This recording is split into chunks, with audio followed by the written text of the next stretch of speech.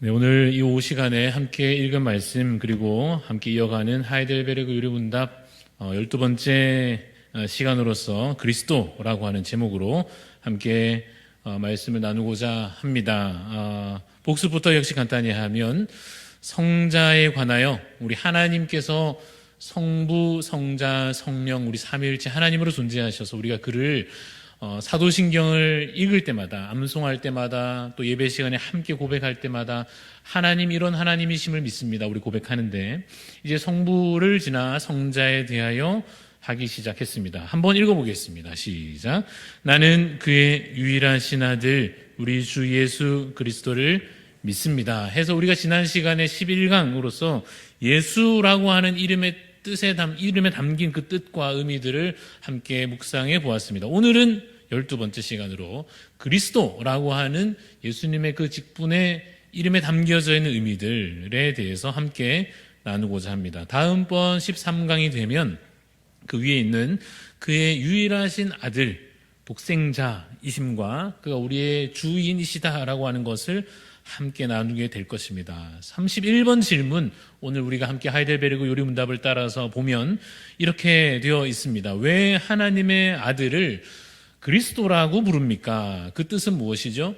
기름 부음 받은 자라고 왜 하나님의 아들을, 성자를 그렇게 부릅니까? 라고 질문합니다. 그에 대한 답을 같이 읽어보겠습니다. 시작. 왜냐하면 그분은 성부 하나님으로부터 임명을 받고 성령으로 기름 부음을 받으셨기 때문입니다. 그렇습니다. 여기서 눈에 띄는 말이 있다면 임명을 받는다 하는 말입니다.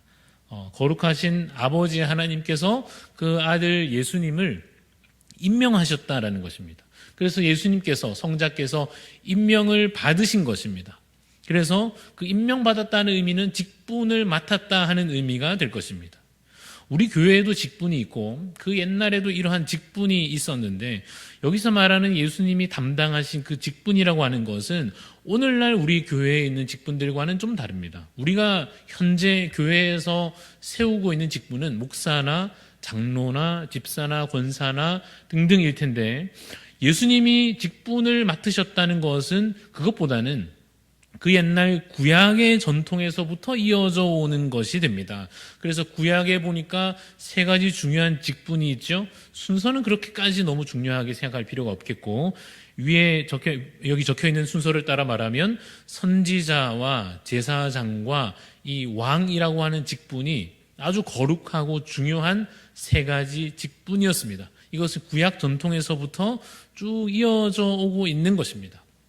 실제 이들을 세울 때 선지자가 그들의 머리에 기름을 부어 임명하였다 하는 것입니다. 그래서 그들이 기름 부음을 받은 자들이었습니다. 이와 같은 직분들이 왜 선지자가 있었는가? 왜 그들 가운데 제사장이 구별되어 세워졌는가? 왜 하나님께서 그들 가운데 왕이라고 하는 직분을 두셨는가?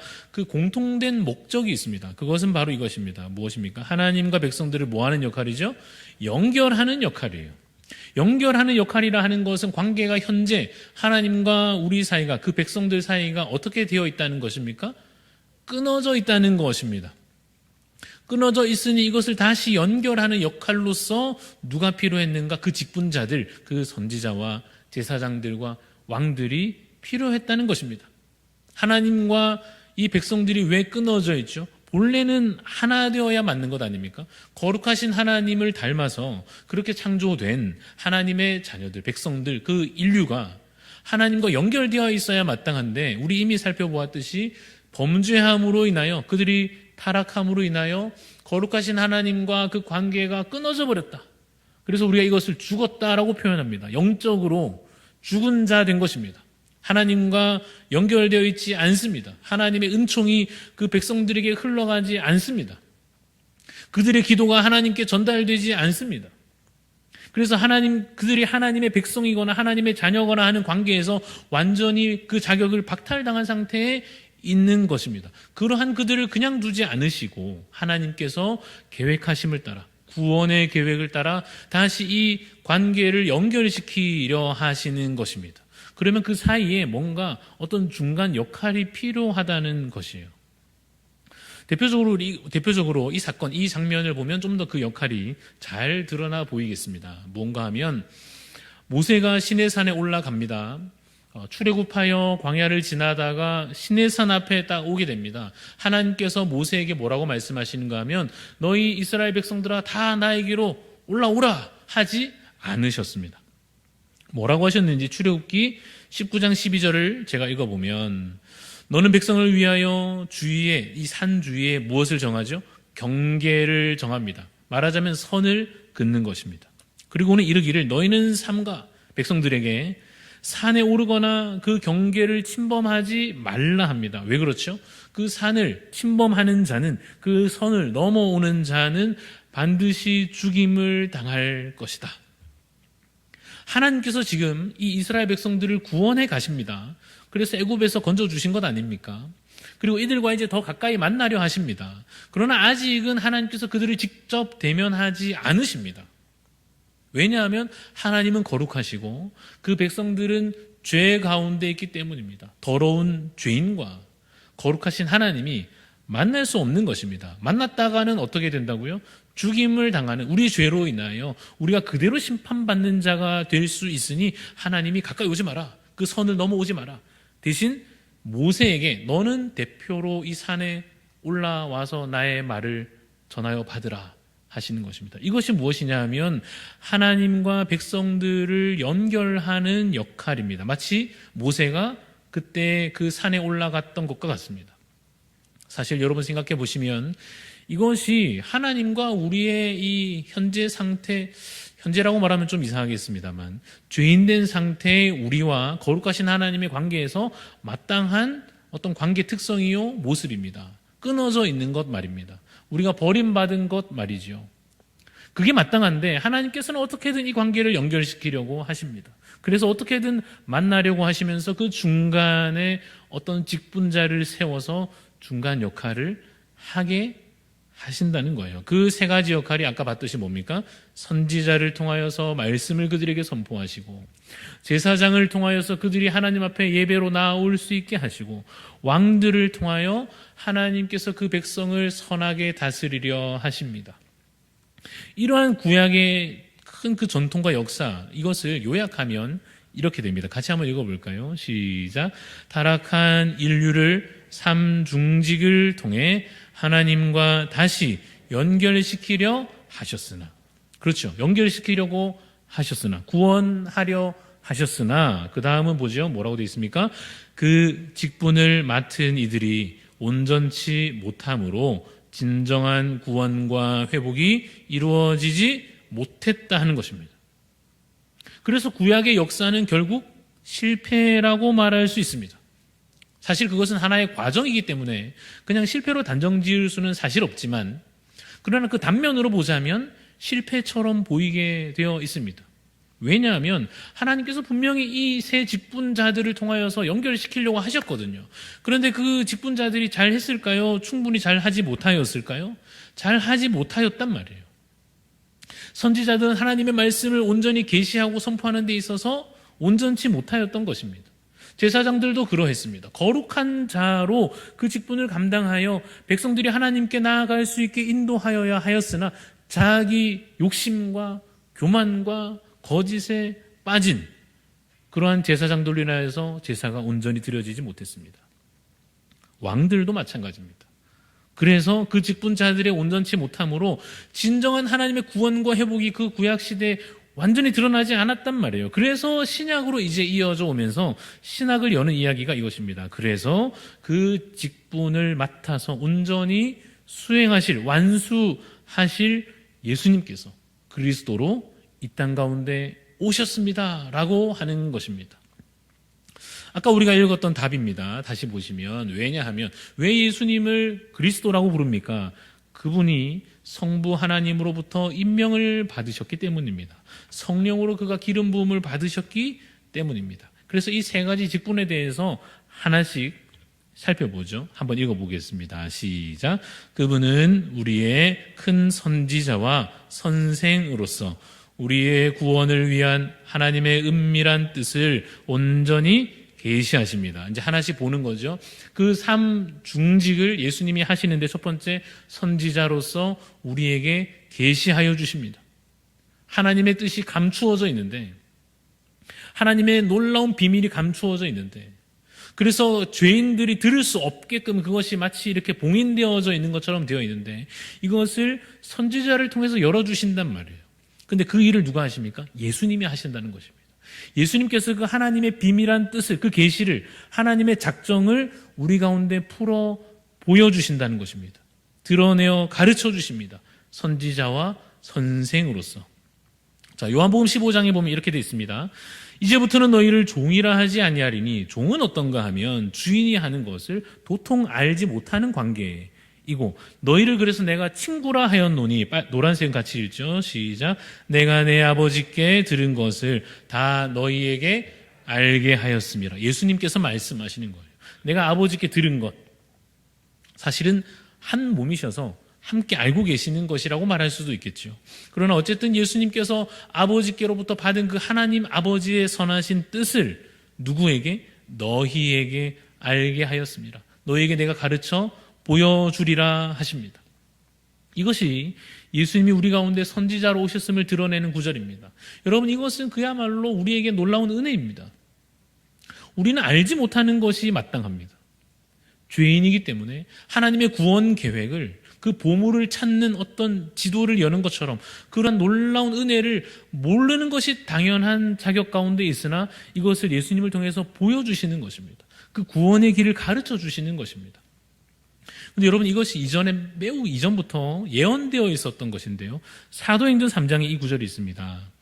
베드로가 이것을 사람들에게 말하는 것인데 한번 들어보시면, 모세가 말하되 주 하나님이 너희를 위하여 너희 형제 가운데에서 나 같은 선지자 하나를 세울 것이라고 모세가 이미 예언했다는 거예요. 이 얘기를 지금 베드로가 누구한테 하느냐 하면, 지금 성전 미문에 앉아있던 사람을 나사렛 예수 이름으로 일어나 걸으라 해가지고 이 사람이 막 걸으니까 막 사람들이 몰려오지 않습니까? 와, 이 베드로 이 사람 대단하구나 할 때, 나 말고 내가 아니라 내가 말하는 그 예수님이시다라고 예수님을 말하면서, 예수님이 누구라고요? 그 옛날 모세가 예언했던 나와 같은 선지자가 너희 가운데 설 것이다.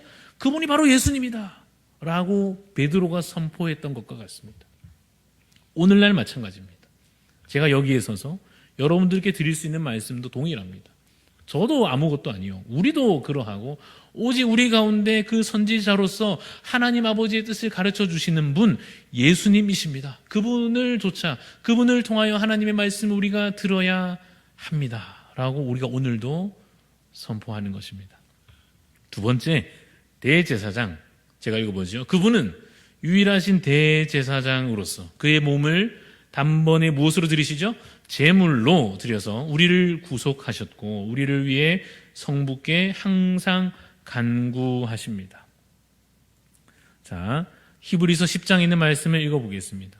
오직 그리스도는 죄를 위하여 한 영원한 제사를 드리셨대요.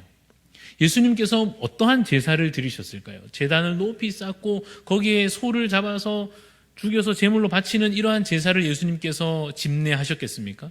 그러한 제사를 말하는 것이 아니라, 예수님께서 여기 말하는 한 영원한 제사를 드리셨다는 것은 결국 무엇을 가리켜 말함입니까? 십자가에 달려 자신의 몸을 제물로 드리신 그것을 말하는 것입니다. 자신이 대제사장으로서 이 일을, 제사장의 직무를 감당하신 것입니다. 어떻게 해요? 자신을 제물로 드리심으로. 그래서 거룩하게 된 자들을 영원히 온전하게 하셨느니라. 마치 그 옛날 구약시대에 다른 사람들은 벌벌 떨면서 하나님 앞에 감히 나아가지 못하고 그저 제물을 갖다 바친 채, 그래서 제사장이 그 앞에 자신도 두려워 떨면서 하나님 앞에 그 거룩한 성소로 나아갔던 것처럼, 오늘 우리에 앞서서 우리는 나아갈 수 없으니 예수님을 저 앞에 앞세워 드리고 우리는 그 뒤에 겸손히 되는가 하고, 예수님을 통해서 드디어 이 문이 열렸구나, 하나님께 나아갈 수 있게 되었구나, 우리의 이 예배가 하나님께 드려지는구나, 그 예수님을 뒤따라 하나님께 나아갈 수 있게 된 것과 같습니다. 로마서 8장에 보면 이렇게 되어 있습니다. 누가 정죄하리요? 죽으실 뿐 아니라 다시 살아나신 이는 그리스도 예수시니. 그 다음은 같이 읽습니다. 시작. 그는 하나님 우편에 계신 자요 우리를 위하여 간구하시는 자신이라. 그가 우리를 위하여서 이 제물을 자신을 제물로 드리실 뿐만 아니라 지금은 또 뭘 하고 계신가 하면 하나님 아버지 우편에 딱 앉으셔가지고 말하자면 좀 사람처럼 표현하면 이런 거죠.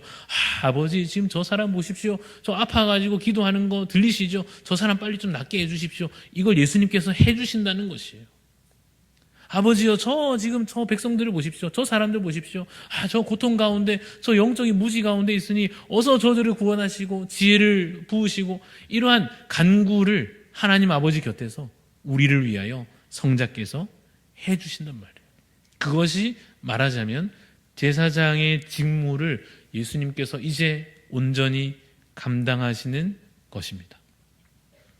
마지막 세 번째는 왕이겠죠. 그분은 우리의 영원한 왕으로서 우리를 다스리십니다. 무엇으로 다스리십니까? 말씀과 성령으로 우리를 다스리십니다. 그리고 우리를 위해서 얻으신 그 구원을 우리가 누리도록 우리를 보호하시고 보존하십니다. 누가복음에 이것이 나옵니다. 마리아에게 천사가 와서 아들을 낳을 것이다. 그 이름을 예수라 하라 하면서 그 바로 이어서 32절에 이렇게 말합니다. 그가 너의 몸에서 날 그 아들 예수, 그가 큰 자가 될 것이다. 그가 지극히 높으신 이의 아들이라 일컬어질 것이다. 주 하나님께서 그 조상 우리 다윗의 그 왕위를 너의 그 몸에서 날 그 아들에게 주실 것이다. 그 왕 되심이 이미 계시되는 거죠.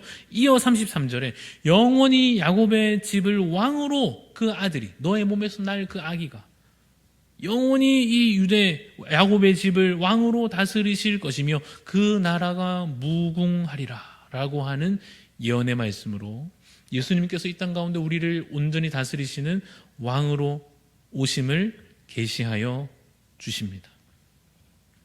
요약하면 이렇습니다. 읽어봅시다. 시작. 이와 같이 예수 그리스도께서 삶 중직을 온전히 완수하셔서 우리를 구원으로 이끄십니다. 선지자로서 말씀을 계시하여 주시고 이쪽으로 오면 된다. 이것이 하나님의 뜻이다 가르치시고 또한 제사장으로서 우리를 다 데리고 하나님 앞에 나아가시며 자신을 온전히 드리시고 또한 우리를 선한 왕으로서 다스리시는 것입니다. 그 안에 있으면 그를 의지하면 이제 구원의 통로가 열려서 그를 통하여 하나님과 다시 연결되는 것입니다. 여기서 끝나지 않고 32번 질문은 이제 우리한테 묻습니다. 그런데 당신은 왜 그리스도인이라고 불립니까? 예수님은 그러한 직무를 담당하시는 자로서 그리스도라고 불리십니다. 맞죠? 예수 그리스도라고 불리시는데 우리는 왜 그리스도인이라고 불리느냐 말이에요. 우리가 그 직분과 관련이 있습니까? 관련이 있습니다. 그 선지자, 제사장, 왕의 직분이 예수님으로 말미암아 성취되었고 온전히 이루어졌는데 우리도 그 직분과 관계가 있어가지고 그리스도인이라고 불리는 것입니까? 그렇습니다. 답을 읽어봅니다. 내가 믿음으로 그리스도의 지체가 되어서 그의 기름 부음에 참여하기 때문에 우리도 뭐라고 불리죠? 그리스도인, 크리스천이라고 불리게 된 것입니다. 그러니까 여러분, 이 크리스천이라고 하는, 그리스도인이라고 하는 것은 이 직무를, 이 직분을 감당한다는 의미가 되는 것입니다. 하나씩 역시 봐야 되겠죠? 바로 보겠습니다. 첫 번째 뭡니까? 선지자로서의 역할이 우리에게도 주어집니까? 우리가 무슨 하나님의 뜻을 알 수 있습니까? 아니요. 이제 예수님께서 자신이 선지자로서 역할을 온전히 다 완수하시고 우리에게도 그 역할을 감당하라 하십니다. 우리는 그것을 어떻게 감당할 것입니까? 그 이름의 증인으로서, 예수 그리스도의 이름의 증인으로서 하면 성경 어디 이제 찾으면 되겠습니까? 한번 맞춰보실래요? 요 다음에 제가 또 성경 구절 하나 근거 구절로 보일 거잖아요. 요거는 너무 쉽지 않습니까? 뭐겠습니까? 사도행전 1장 8절 같이 읽어보죠. 오직 성령이 너에게 임하시면 너희가 권능을 받고 예루살렘과 온 유대와 사마리아와 우리로 치면 여기 한양 아파트와 또 어디 있습니까? 저기 LG 아파트와 망미주공과 뿐만 아니라 하여튼 더 멀리 해운대와 정관과 또 어디 있습니까? 양산이나 울산이나 어디든지 너무 멀리까지는 가지 않더라도 멀리까지 우리는 가지 않더라도 그러면 우리 중에 누군가를 선교사로 파송하여서라도 혹은 거기 있는 교회와 사역자들을 후원하여서라도 땅끝까지 이르러 우리가 주님의 증인되는 일에 함께 쓰임받기로 기도하고 헌신하는 것입니다. 맞습니까? 그러면 우리가 뭐 하는 거죠? 앞에 보여드린 대로 선지자로서의 주님의 증인으로서의 사명을 나도 그리스도인이니까 그냥 내 이름으로만 이제 사는 자가 아니요 예수가 그리스도이듯이 나는 이제 그리스도인으로서의 그 직무를 감당하는 것입니다. 예수님의 증인으로서. 이걸 해야 뭡니까? 그 직분에 맞는 사람이 되는 거죠. 선지자 다음 뭐죠? 제사장입니다. 우리가 제사장도 하는 것입니다. 대체 어떻게 하는 것인가? 읽어볼까요? 나는 제사장으로서 나 자신을 감사의 산 제물로 그에게 드릴 것입니다. 예수님께서 자신을 하나님 앞에 온전히 이 제물로 드리심과 같이 우리도 뭐 할 겁니까? 우리도 그 직무를 감당해야 하니 예수님처럼 나도 나 자신을 드릴 거예요. 성경 어디 나올까요? 로마서 12장 1절. 그러므로 형제들아 내가 하나님의 모든 자비하심으로 너희를 권하노니 너희 몸을 하나님이 기뻐하시는 거룩한 산 제물로 드리라. 그건 아깝습니다. 제 하루도 드릴 수 없습니다. 제 물질도 드릴 수 없습니다. 제 어떤 계획도 바꿀 수 없습니다. 나는 나고 하나님은 하나님이고 내가 적당한 시간 하나님께 드리고 어떻게 내 삶을 다 드립니까? 내 생명을 어떻게 드립니까? 라고 하면 우리가 드리지 않는 바가 되어서 제사장적인 그 직무를 온전히 수행하지 못하는 삶이 되는 것입니다. 그러면 엄격히 말하면 그리스도인으로서의 그 직무를 담당하지 않는 것과 같습니다. 쉽지 않은 일이지만 우리가 이 일에 늘 실패하겠습니다만 그래도 이것을 아멘으로 받고 또다시 다짐하고 그러하겠습니다라고 또다시 우리가 헌신하는 것입니다. 주님, 내가 나 자신을 거룩한 산 제물로 주께 드리기를 원합니다. 왜요? 그리스도인이니까. 주님, 나도 그 직무를, 그 직분을 온전히 감당하는 자 되겠습니다. 하는 것입니다. 하시기 바랍니다. 그래서 그리스도인답게 살아가시기를 바랍니다. 세 번째, 우리가 왕도 감당해야 됩니다. 나는 왕으로서 이 세상에 사는 동안 자유롭고 선한 양심으로 죄와 마귀에 대항하여 싸우는 것입니다. 여러분, 고대 사회의 왕이 해야 되는 중요한 역할은 뭔가 하면 적들과 싸워서 이기는 것입니다. 전쟁이 났을 때 왕은 어디에 있겠습니까? 안전한 곳에 숨어 있겠습니까? 아니요. 전쟁이 났을 때 왕은 저 전장에 나아가서 맨 앞에 서서 백성들에게 큰 소리치며 화이팅을 외치면서 이 싸움을 승리로 이끄는 자가 되는 것이 그 당시 왕으로서의 중요한 임무이지 않겠습니까? 예수님께서 우리의 대장 되셔서 그 일을 이미 행하셨습니다. 그래서 우리는 뒤에서 안전하게 있어도 되는 줄 알았는데 그게 아니라 우리도 왕적인 사명을 감당하라 하십니다. 그래서 이 영적인 싸움에서 우리가 뒤로 물러나 있지 아니하고 마치 다윗처럼 골리앗이 왔을 때 다 벌벌 떨 때 그가 진정한 이스라엘의 왕으로서의 자격을 이미 그 앞에 나섬으로써 드러냈던 것처럼 우리도 이 영적 싸움 앞에서 그 앞장서는 모습으로서 죄와 마귀에 대항하여 싸워내므로 그 왕적 사명을 감당하는 것입니다. 또한 영원히 그와 함께 모든 것을 왕과 같이 다스릴 자가 될 것입니다.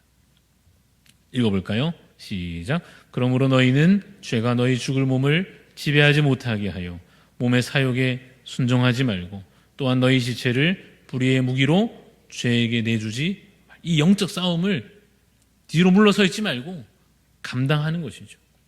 영적 싸움이 있지요. 넘어지지 않습니까? 그런데 그것을 예수님께서 하셨듯이 말씀과 성령으로 싸워 이기는 이 싸움을 앞장서 싸워내는 자 되는 것입니다. 뒤로 물러나지 않는 것입니다. 그 왕적인 사명을 감당해 나아가는 것입니다.